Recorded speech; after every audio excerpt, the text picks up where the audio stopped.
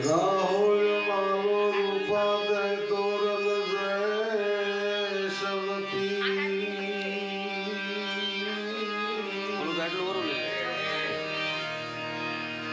નામ થકી જન મીઠા કર્યા ઓલીનું રે નદી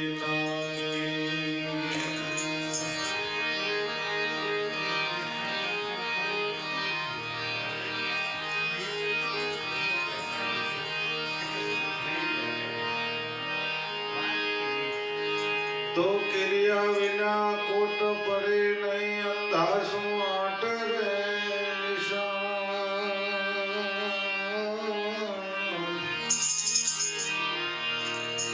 વાતો એ વસ્તુ નહીં મને ઓ ભોર બે નહીં થાય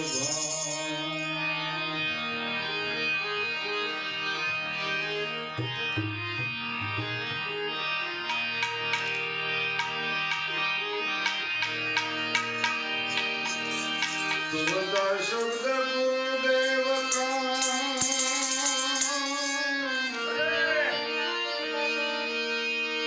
एदिता का तो विचार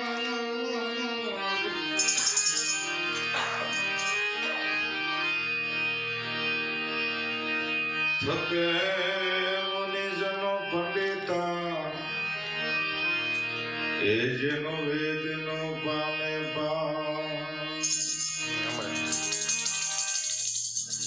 હવે આવડી શક્તિ એક અર્ધા શબ્દની અંદર છે કે અધા શબ્દ ગુરુદેવ કા તાકા અનંત વિચાર થકે મુનિજન પંડિતા એનો વેદય નો પામે પાર હવે એક આ અર્ધા શબ્દનો જો ચાર વેદ એને નેતી નેતી કહી દેતા હોય તો આપણે તો એક પામર છીએ આપણી શી ગતિ કે ભાઈ આ શબ્દને આપણે પારખીએ કી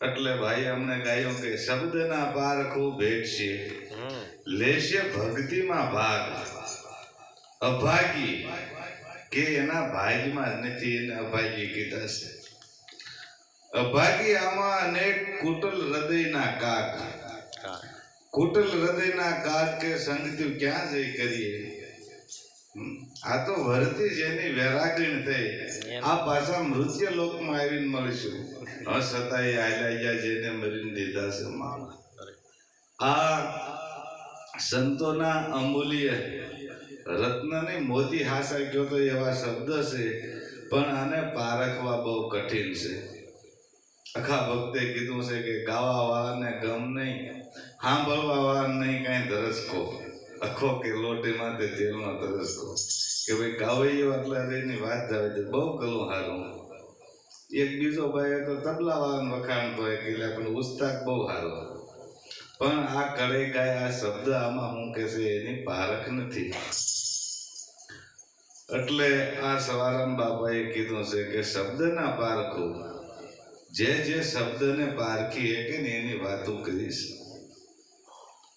એટલે સંતોએ કીધું છે કે બડો બડાઈ ન કરે બડો બોલે નહીં બોલ હીરો મુખેથી ન કહે લાખો અમારા મૂળ એ તો કોઈ ઝવેરીના હાથે સડે ત્યારે જ એની પારખ થાય બાકી આની પારખ થતી નથી કે જેમ આપણને એવો હીરો જીડ્યો હોય પણ જ્યાં લગન એની કિંમત ન થાય ને ત્યાં લગન પથ્થરની સમાન છે કોઈ પણ ઝવેરી આગળ જાય તો એના મૂળ કરે તિલકદાસે કેમ કીધું કે ખોઈ બેઠો કાકમાં માથે તરવેદીના તાપ ઝરે ખોમાં હીરો હાથથી આ અવસર પાછો નહીં મળે આપણે તો એ ફરીની વાત જોઈ રહ્યા છીએ કે ભાઈ આમાં નહીં મેળ આવે પછી પાછા આવીશું ત્યારે કંઈક કરીશું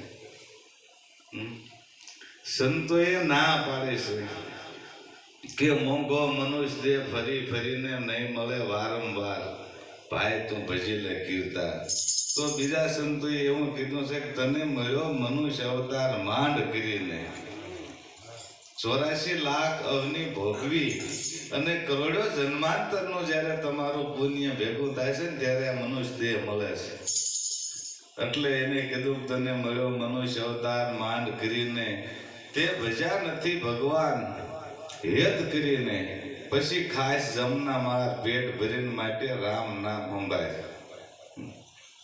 એમાં પછી બીજી કડીમાં એમ કીધું છે ગઈ પળ પાછી ફેર નહીં આવે. મૂરખ મૂંડ ગમાર આવડે આવડે ગાયું દીધી. પણ આપણે એટલા બધા અભાગી છીએ કે આ વાતને સમજતા જ નથી. સંતોએ તો ગાયોથી માંડીને શરૂઆત નથી સમજાવ્યા પહેલા ન સમજ્યા એટલે ગાયો દઈ દીધી છે, પણ તોય પાછા વાવતા નથી. આપણે સ્વભક્તે કીધું ને ઓલામાં કે 1600 સમતા પકડે લે મેલી દે મમતા મનવા મેરા તેરો સંગાતી તું હી એકલો આખર નહીં હે કોઈ તેરા. આપણા ઘરે એકનો એક દીકરો હોય એનું અવસાન થઈ જાય ને એટલે આપણે એની વાહે કોઈ મરી જતા નથી. બેજી આપણને દુઃખ લાગે તો હગાવાલા બધા ભેગા થઈને રોવી ખરા, પણ એની વાહે મરવા કોઈ તૈયાર થતું નથી. એટલે એને કીધું છે કે આ નફટ નિર્જલ નક્કી કરી લે ફર્યો કોટન કોટ ફેરા માતા પિતા તારી હવીની સૂતમાં કોઈ નહીં આવે તારી ભેળા. આ બધા હવારતના હગા છે. આની અંદર પ્રાણ છે કાં લગન હવારત છે. અત્યારે તો આ અમૂલ્ય છે કે ભાઈ આપણને કોઈને કીધું કે ભાઈ એક આંખ આ ફતુ બાપુને કીધું કે ભાઈ એક આંખ કાઢવાઈ દો 3 લાખ રૂપિયા દઈ એ નો કેમ કે માતાજી ઘરે જ ના પાડે અમારે આવો બાડો નથી રાખવો કહી જાય બે બરોબર છે. અમૂલ્ય છે પણ આમાં પ્રાણ છે કાં લગન. પ્રાણ વિયોજન પછી જો કે આખું ઘર ફાવ કે ભાઈ આને મફત લઈ જાઓ આનો ધણી કોઈ નથી. એટલે આને સંતોએ બધાએ કીધું છે કે આ અમૂલ્ય હીરા કરતા અમૂલ્ય છે, આને તમે એળે ખોવોમાં. પછી કીધું કે મોતી પડ્યું મેદાનમાં આ તો મૂર્ખ્યા લઈને શું કરે. કોઈ સંત ઝવેરી આવી મળે ને તો આના મૂલ કરે. કાં લગન આની કિંમત થતી નથી. એટલે આ સંતોએ બધાએ વાર વાર આપણને ઠપકા આપ્યા છે.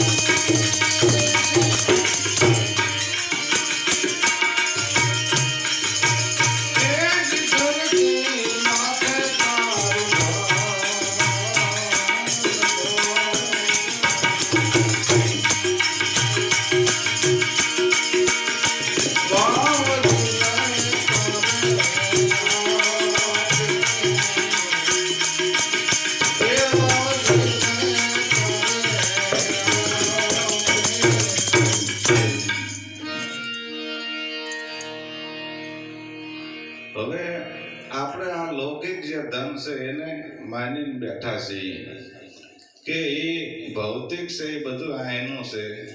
જમીન જાગીર મિલકત માયા પૈસા જે કાંઈ છે એ એનું છે. આ ધનની એને વાતો નથી કરી. તમને જેની આ પ્રાણ રૂપી જે ધન મળ્યું છે એ ધનની વાતો કરી છે કે સમજી જા ઘેલા મન મરણ તારી માથે પડ્યું રહેશે ધરતી માથે તારું ધન. આ અવસર મળ્યો છે એટલે આને વાવરી લે. જેમ ગંગા સતી માએ 21,600 કીધા છે, પણ એ તો બધા ભજનની રીતના છે બાપા. તમે 21,000 ના બદલે 35,000 ખાતા આવો ને તો એ વધીને ખ્યાલ છે. એટલે સંતોએ કીધું છે સુવાસે સુવાસે નામ ભજ વર્થા સુવાસ મત ખો. આ સુવાસ ની ફીર આવન હોય કે ન હોય, તમે ફેંકી દીધો એ પાછો આવતો નથી. એટલે જેમ અખા ભક્તે કીધું છે કે વિના રે પૃથ્વીએ પાવ પલટિયા વિના વાટે દીવો. જે ઘરે મુવા પછી જાઓ ને એ ઘર તમે જીવતા જોવો. આ શરીર પડી જશે ત્યારે મારે ક્યાં જવાનું, હું ક્યાંથી આવ્યો છું. આની પરથી આ શરીર છે ને તો થાય નકર ન થાય, શરીર ન હોય તો થતી જ નથી. એટલે સંતોએ કીધું છે કહાં સે આયા કહાં જાયેગા, ખોજ કરી લે અગલે ઘર કી. સદગુરુ મળે તો શાન બતાવે ખોલી દેવે અંતર ખડકી. જ્યાં લગન બ્રહ્મનિષ્ઠ બ્રહ્મ સોતરી આવા સદગુરુનો ભેટો ન થાય ને, કાં લગન જેમ બકરા વાળા પૂર્યા ને પૂરાઈ ગયેલા છે. એટલે આ વાણીની અંદર કીધું છે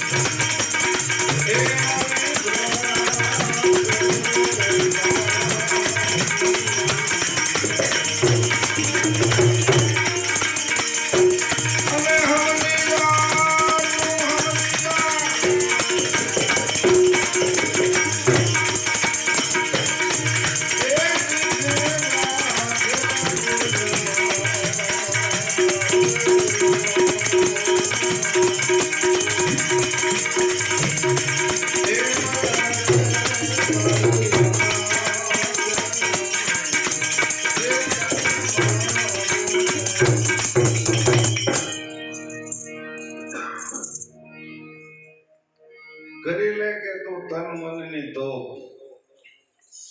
જેમ રાજાશાહી ની અંદર જેમ નગર ને દરવાજે તોપો રાખતા ને એવી તોપો રાખ કે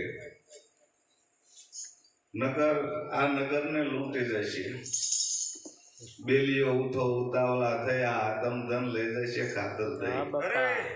નિંદ્રા રાણ ને નથી ધરસકો, આ તો સુતી છે સુકમણા થઈ. વાવો તો વળશે આ વેળાએ, નકર ખાતર જશે સોર ખાય. હાસુ ધન છે એ તમને ઉપર ના લેવરેલી છે. એટલે સંતોએ કીધું છે કે ભાઈ સૂક્ષ્મ ખાવું, સૂક્ષ્મ પીવું, સૂક્ષ્મ કરવો આહાર. હેતુ પત્ની ખુઈ રહેવાની સંતોએ ના પાડે છે, પણ આપણે 2 ટકનો એક હારે ખાઈ લઈએ અને નિરાતે હોઈ જઈએ. એટલે જેમ આ નગરના દરવાજે તોપો રાખતા કે ભાઈ બહારનો રાજા આવી આપણા નગર માટે સડાઈ કરી અને નગરને લૂંટે ન જાય, રાજાઓ એના માટે તોપો રાખતા. આપણે આપણા નગરની દરવાજે તોપો રાખવાની છે. તોરલભાઈએ કેમ કીધું કે શીલ બરસી તમે બાંધો ને હથિયાર, પછી માયલાની હરી યુદ્ધ કરો. એમ આની અંદર જ્યાં લગન આપણામાં શીલ શુદ્ધ નહીં થાય, ત્યાં લગન બીજી વસ્તુ અંદર એની અંદર પ્રવેશ થતો જ નથી. કારણ કે આ અજર રસ છે, અજરા કાંઈ જરિયા ન જાય. તમે ધીમે ધીમે આનો સ્વાદ પીવો. આપણને એમ થાય કે 2-5 વર્ષ લગન બીએમબીએલમાં આવી જાય ને પણ 2-5 વર્ષ રેકીની પહેલા ઉકલી જાતો એટલે આ સંતોએ આવી બધી ભલામણો કરી છે કારણ કે જેમ પ્રથમ પાયો તો આપણો રેણીનો છે રેણી થકી જ રામ રીજે રેણી થકી જ અવગાવો થાય ગંગા સતીએ પાનભાઈને કીધું છે રેણી થકી જ રોમે રોમ બીજાય જ્યાં લગન રેણીનું આચરણ રેણી કેવી છે કે જેમ પહેલા રાજવાડામાં રાજા બાજવા જાય ને યુદ્ધમાં એટલે બખ્તર પહેરતા બખ્તર પહેરેલે કોઈ ભાલું મારે તરવાડ મારે વાગે નહીં એના માટેની આપણે રેણી છે જ્યાં લગન રેણીનું આચરણ ન થાય ને ત્યાં લગન તો આ શરીરને ગમે ત્યારે ઉપાડી લે એટલે એને કીધું છે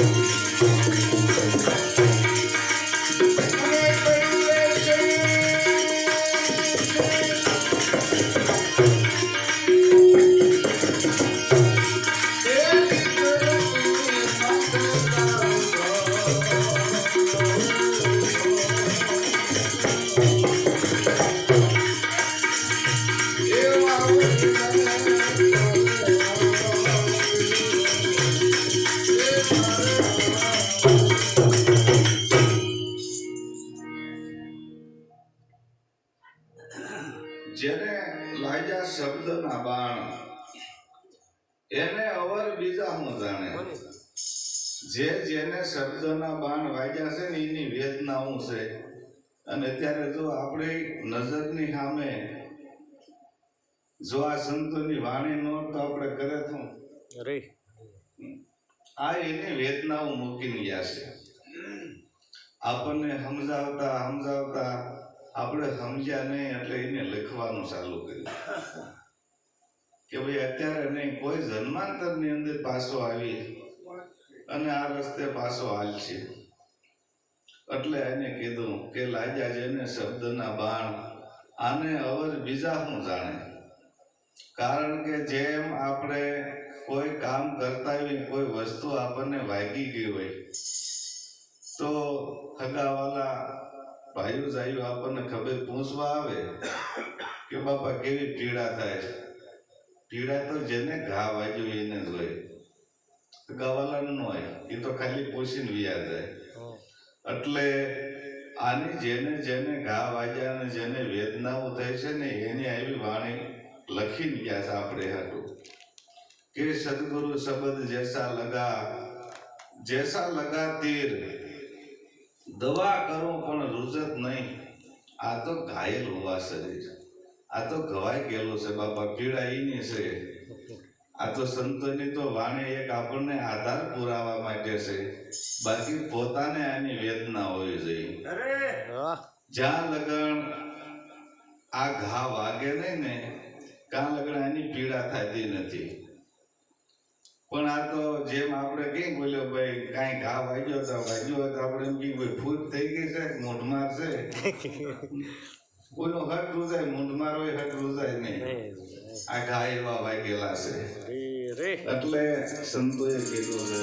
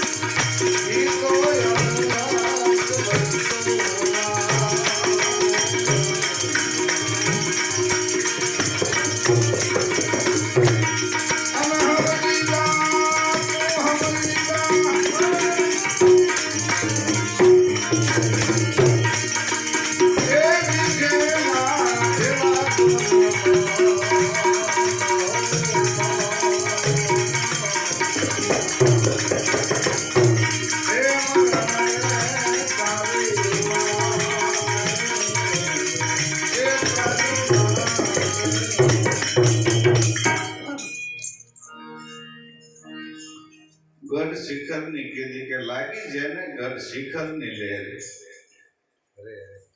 જેને વિદેહ દિશા જેને પ્રાપ્ત થવાય એની વાતો કરી છે. આ દેહ દિશા છૂટી જાય અને વિદેહ દિશા છે એ દિશા જેને પ્રાપ્ત થાય એની વાતો કરી છે કે લાગી જેને ગઢ શિખરની લહેર.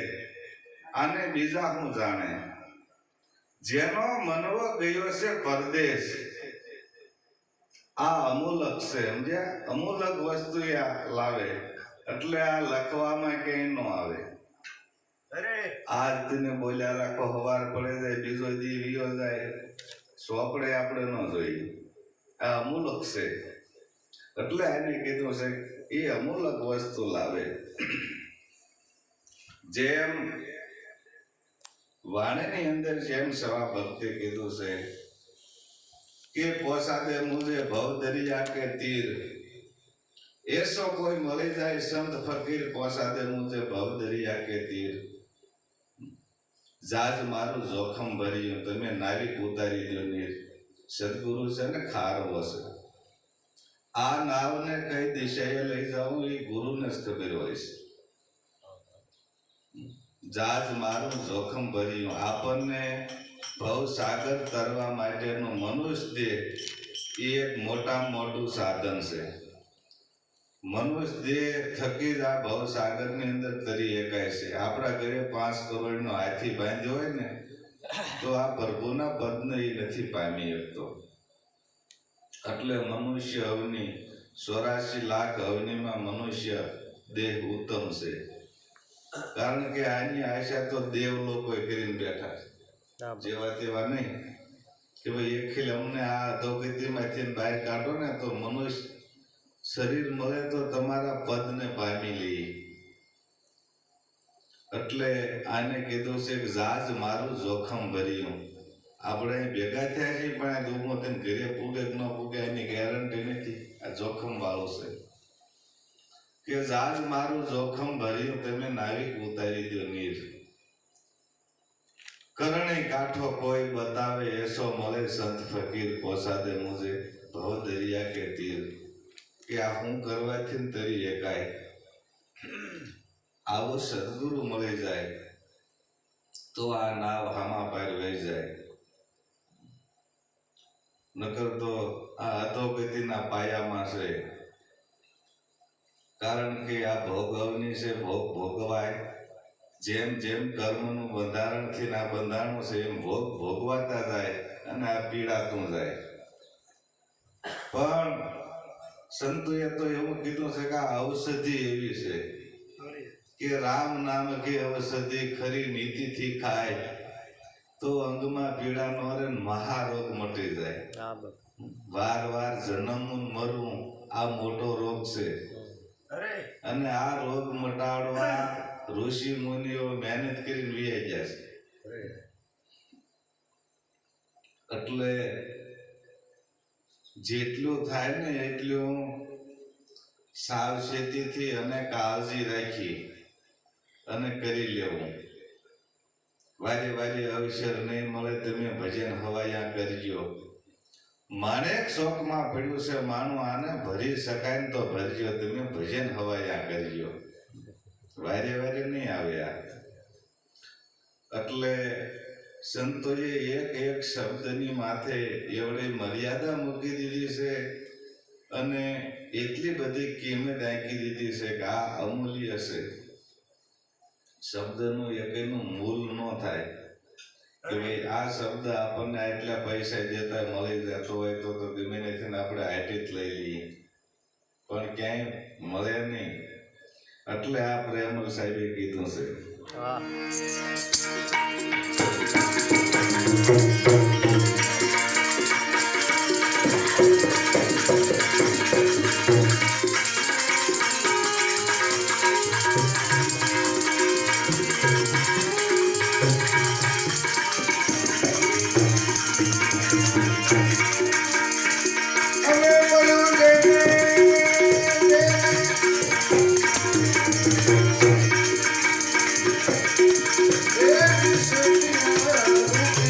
Thank you.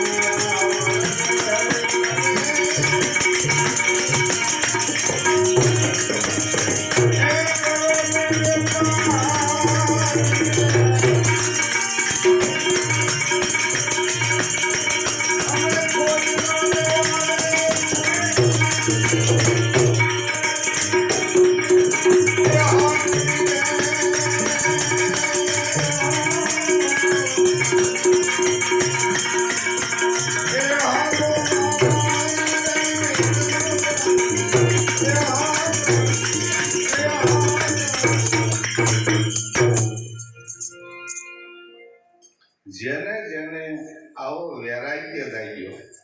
કેવો જાગ્યો કે એક સદગુરુના શબ્દ માથે કે વૈરાગ લાગ્યો ગુરુની વાતડીએ. જે વાત ગુરુએ સમજાવી ને ત્યાંથી ના વૈરાગ જાગ્યો. હા બાપા. કારણ કે આ હાટે ક્યાંય મળતો નથી. વૈરાગ ન મળે, પ્રેમ ન મળે.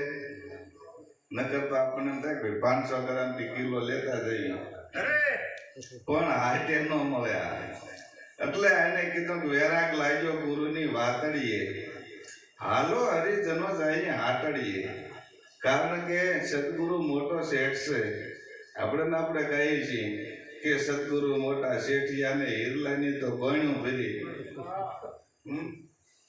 એમ સદગુરુના હાટે કોઈ દી ખૂટે નહીં. એ તો અખૂટ ખજાનો છે. એટલે એને કીધું વૈરાગ લાગ્યો ગુરુની વાતડીએ, હાલો હરિજનો જાય હાટડીએ. કે હિરલાની વણજો તમે કરો વેપારી. આપણે વણજે ક્યાંથી ગ્રાહક થઈ તો માગવું જોઈએ કે હિરલાની વણજો તમે કરો ને વેપારી, ખોટ નો આવે ગુરુની હાટડીએ. અકલદાસે કીધું છે કે શેઠ નગરમાં છે રે તારો શેઠ નગરમાં છે, રૂડા રામ વાણિયા જેવો તારો શેઠ નગરમાં છે. સમજ્યા? આ વણજે નીકળ્યો. આપણે ગાય વણજે રે આવ્યો વેપારી રે, પણ આપણને એમ થાય કોઈ ઠેલો લઈને આવતો હોય બજારે. હે અરે પતુ બાપુ. એટલે એને કીધું છે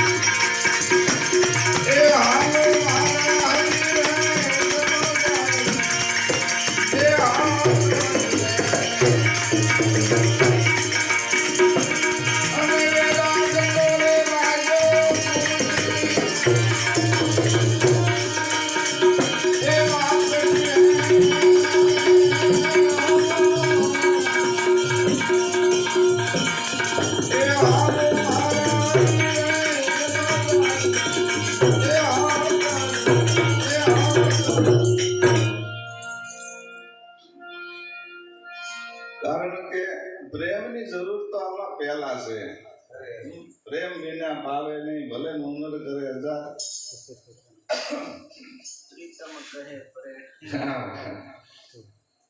જ્યાં લગન પ્રેમ આપણામાં જાગે નહીં, કા લગન આ બધું ખોટું છે. આપણે ગાઈએ છીએ કે એવી ધરણી રે તપાસો રાજા રામની, ખેડાવો એવી ધરણે રે ખેડાવો રાજા રામની. હિરલા છે આ ધરણીની માય, આજ મારી મેના બોલે ગઢને કાંગરી. લીલભાઈએ ગાયું છે ઓલા ભજનમાં. આમ રવિ સાહેબે આંબો અમર છે રે સાધુ કોક ભમીને ભાવે. એને એમ કીધું છે ભાઈ આ સદધર્મ નામનું બીજ લઈને આને વિગતથી નવરાવો.